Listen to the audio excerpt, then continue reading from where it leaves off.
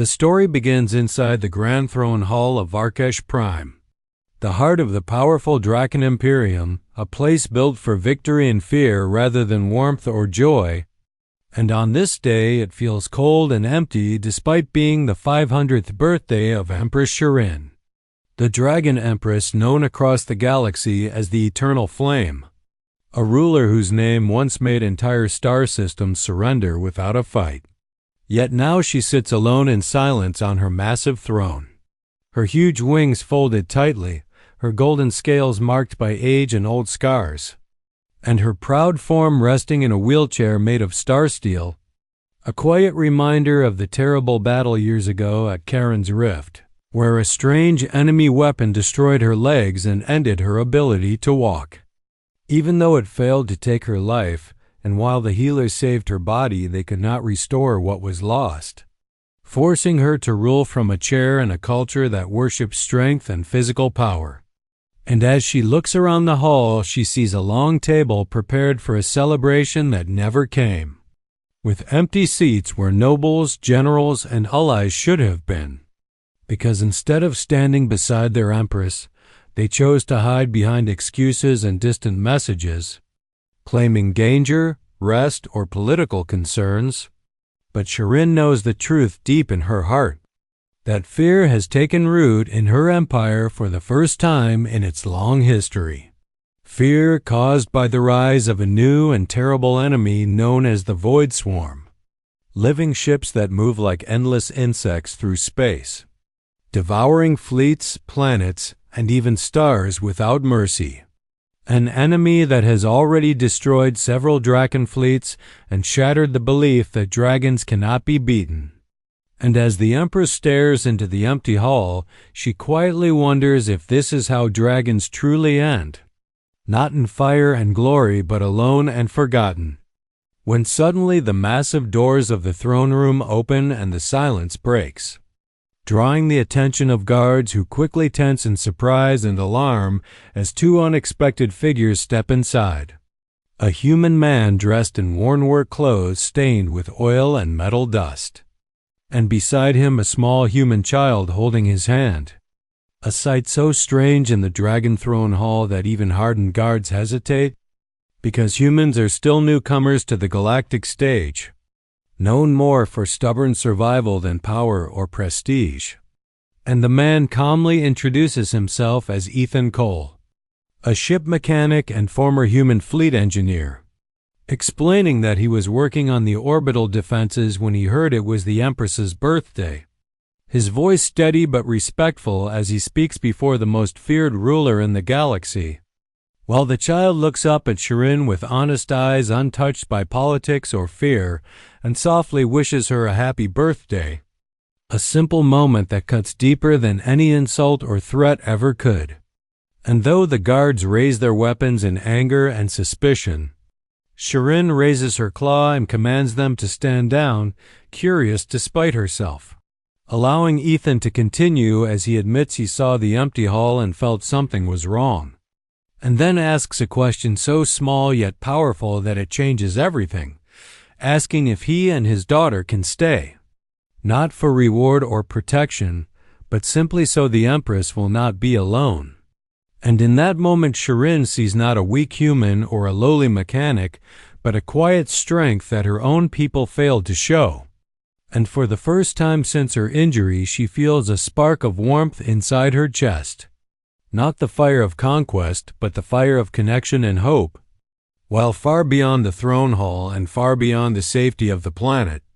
the Void Swarm continues to move through the darkness of space, closing in on Varkesh Prime,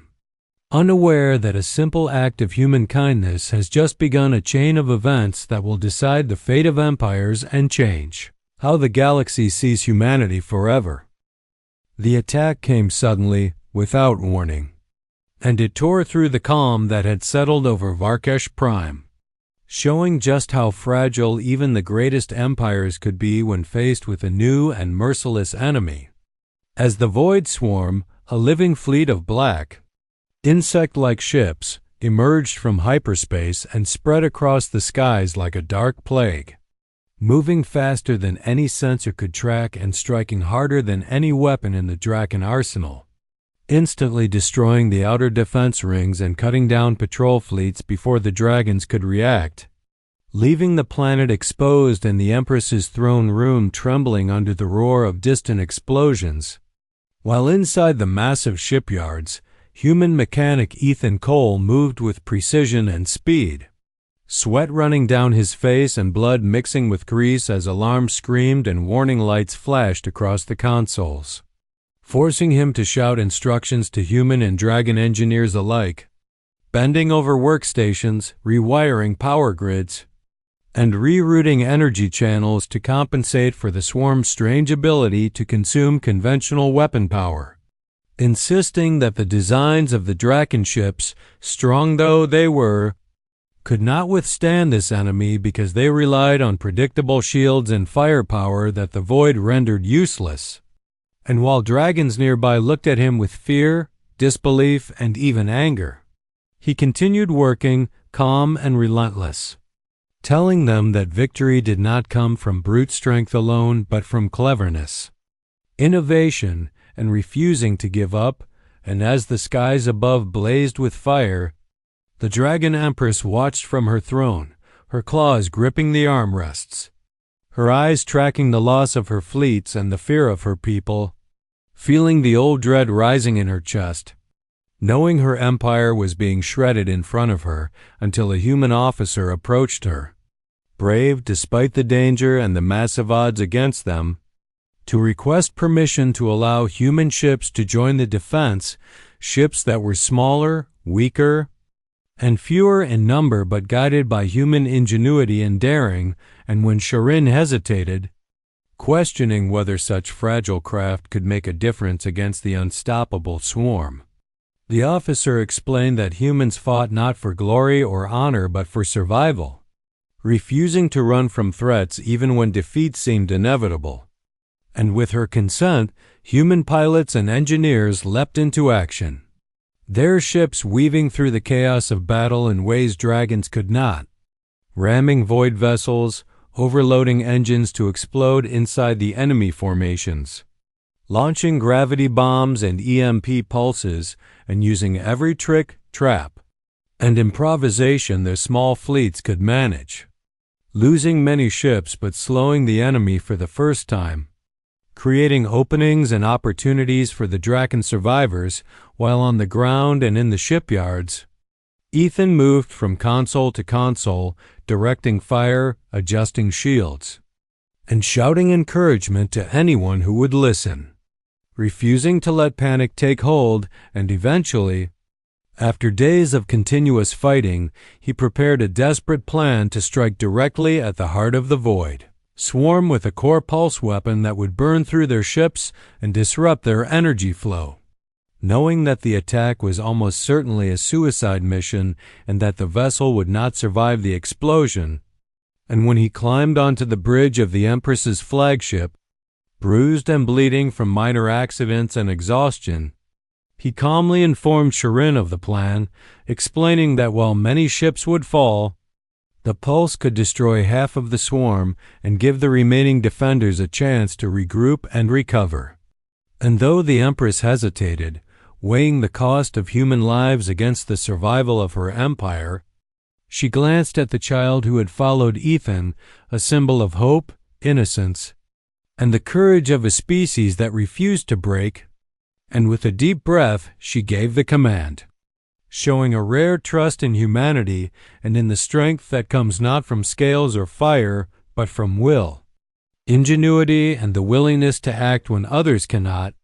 And as the human ship launched itself into the heart of the swarm, light and energy exploding across the darkness of space, the void screamed in unison, thousands of ships caught in a wave of destruction and confusion, marking the first real victory against an enemy that had seemed unstoppable. While on Varkesh Prime, dragons and humans alike watched in awe, realizing that strength alone did not guarantee survival, but that determination, courage,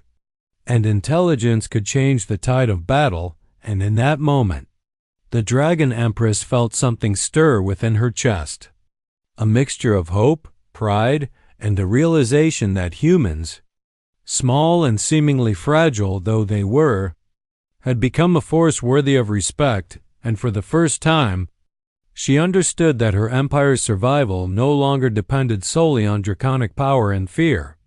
but on alliance, trust, and the unbreakable will of creatures who refused to yield, showing that even in the darkest hours, a determined few could turn the tide against overwhelming odds. That courage could shine brighter than fire, and that humanity, in its ingenuity and steadfastness, had begun to rewrite the fate of a galaxy that once thought them weak. And as the light of the core pulse faded, leaving wreckage and victory in its wake, the battlefield settled into an uneasy calm, with the void swarm wounded and retreating, and the dragons and humans alike exhausted but alive, realizing that the galaxy had changed forever, that the Empress's loneliness had been broken by a human mechanic and his child, and that the path forward would demand cooperation, bravery, and ingenuity from all who wished to survive the darkness that waited beyond the stars. After the desperate strike of the human ship had shattered the heart of the void swarm, the battle that had raged for days slowly settled into a tense calm, leaving both dragons and humans exhausted and shaken, yet alive, with the remnants of the swarm retreating into dark, unexplored space, wounded and confused by the unexpected cunning of their small but determined enemies. And on Varkesh Prime, the cost of victory was visible everywhere, with ruined fleets drifting in orbit, scorched battlefields marking the once pristine landscapes, and the smoke of destroyed ships rising into the atmosphere like a dark omen. Yet within the palace, hope began to bloom, because those who had fought together could now see the value in each other, especially Empress Shireen, who watched from her throne hall as survivors of the battle, both human and dragon, moved among the wreckage, tending to the wounded, repairing ships, and comforting children whose parents had not survived. And in that quiet, chaotic aftermath, Ethan Cole was found among the debris of his destroyed ship, badly burned, bleeding, and barely conscious. A miracle that he had survived the pulse that should have ended him. And as he was carried into the palace by a mix of dragon guards and human medics, the Empress herself waited by the doors, her golden eyes filled with a mixture of relief, pride, and something she had not felt in centuries, gratitude, for the courage of a species she had once dismissed as weak and insignificant. And as Ethan slowly opened his eyes, the first thing he saw was the imposing but weary figure of Shireen standing before him, her wheelchair nearby and her claws extended not in command but in gentle support. And she spoke to him with a voice that was soft but filled with the weight of history and authority, acknowledging that it was he and his small human fleet that had saved not just the planet, but the Empire itself, giving the dragons a chance to regroup, repair, and plan for the future. And Ethan, exhausted beyond words, managed only to whisper that he had done nothing extraordinary, that he had only fixed what was broken and acted as anyone with knowledge and courage might. And the Empress, understanding the humility and bravery of the human spirit, moved closer and placed his hand on the controls of her wheelchair, inviting him into her world not as a servant or guest, but as a trusted partner. And at that moment, with the child standing beside them smiling shyly, Shireen slowly stood on legs that were still weak but steady with support, proving to herself and to all who watched that even the greatest dragon could rise, again with the help of those who refused to give up. And in the following days, the palace and throne hall were filled with dragons and humans alike, rebuilding together, sharing knowledge, and celebrating survival. And on what had been intended as her loneliest birthday, the Empress hosted a proper gathering, with laughter, music, and food, and at the center of the long table was a simple birthday cake, a symbol not of luxury or conquest, but of life, hope, and connection. and Shirin raised her voice to address those assembled,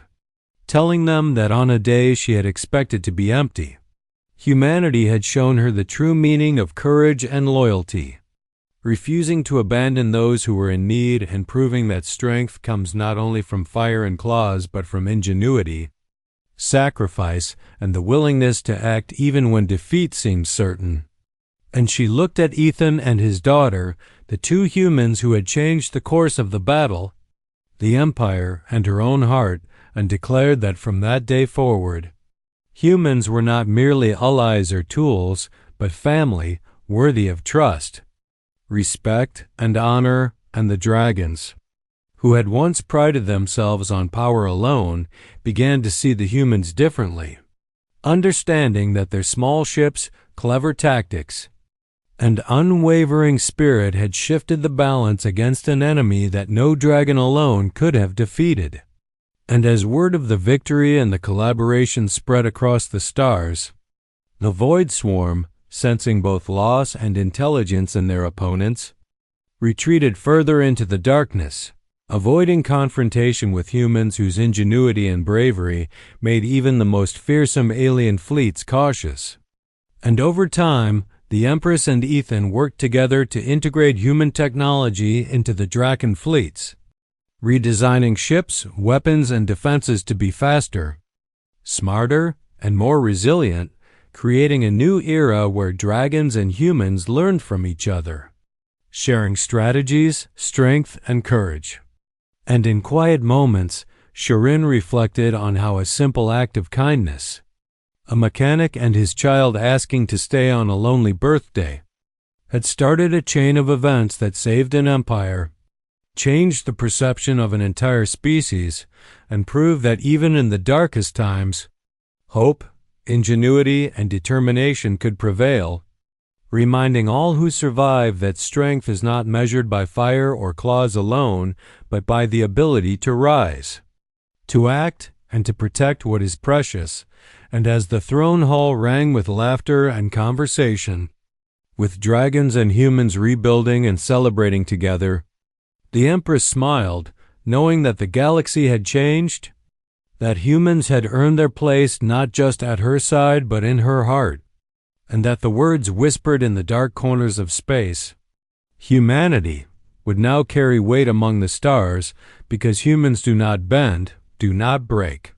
And even in the face of overwhelming odds, they will fight, endure, and inspire, proving that the galaxy, with all its threats, wonders, and dangers, had a new force to respect, honor, and fear, a force that had stood beside dragons and refused to fall. And with that, the Dragon Empress finally felt whole again, surrounded by allies, friends, and the kind of strength that is earned through courage, sacrifice, and unwavering spirit, leaving a legacy that would echo through the stars for generations, a reminder that even the smallest, most underestimated beings can change the course of history, and that hope, determination, and unity can defeat even the darkest of enemies.